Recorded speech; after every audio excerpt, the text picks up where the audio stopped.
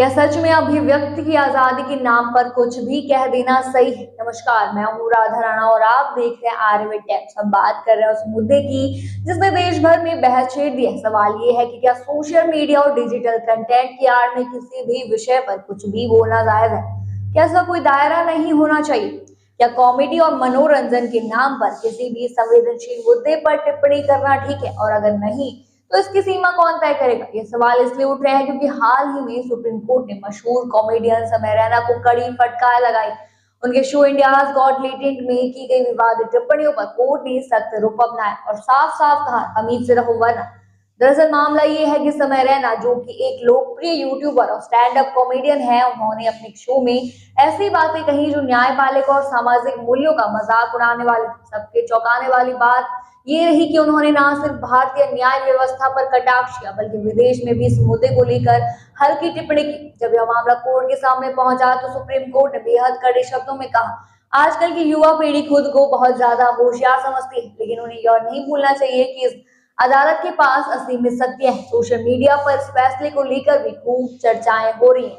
कुछ लोग इसे अभिव्यक्ति की आजादी पर हमला मान रहे हैं, तो कुछ का कहना है कि कोई भी स्वतंत्रता बिना जिम्मेदारी की नहीं दी जा सकती। कोर्ट ने यह भी कहा कि नैतिकता और अभिव्यक्ति की आजादी के बीच संतुलन बनाए रखना जरूरी है। बात सिर्फ समय रहना तक ही सीमित नहीं, उनके अलावा रणवीर इलाहाबादी, आशीष चंचलानी, जसप्रीत सिंह और अपूर्वा मुखर्जी जैसे अन्य डिजिटल कंटेंट क्रिएटर्स पर भी सवाल उठे।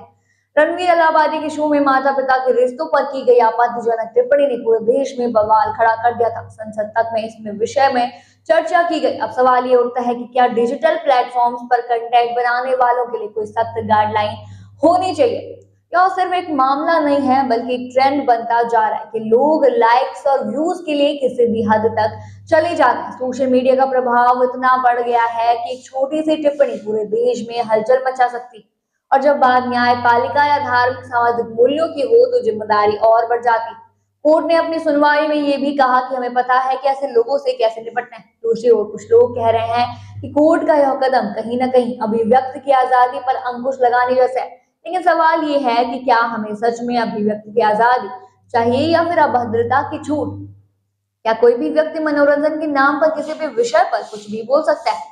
कि संवेदनशील मुद्दों का मजाक में लेना सही है? सोशल मीडिया एक ताकतवर माध्यम है, लेकिन यह भी ध्यान रखना होगा कि इसके जरिए किसी भी भावनाओं को ठेस न पहुंचे। अभिव्यक्ति की आजादी एक मौलिक अधिकार है, लेकिन इसके साथ साथ नागरिकों के कुछ मौलिक कर्तव्य भी हैं। इस पूरे मामले पर आपको क्या लगता है?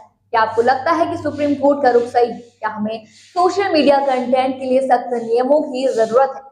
अपनी राय हमें कमेंट सेक्शन में जरूर बताइए। फिलहाल के लिए इतना ही। बने रहिए आर्यभट्ट टाइम्स के साथ और साथ ही हमारे चैनल को सब्सक्राइब करना ना भूलें और फेसबुक वेबसाइट पर फॉलो जरूर करें।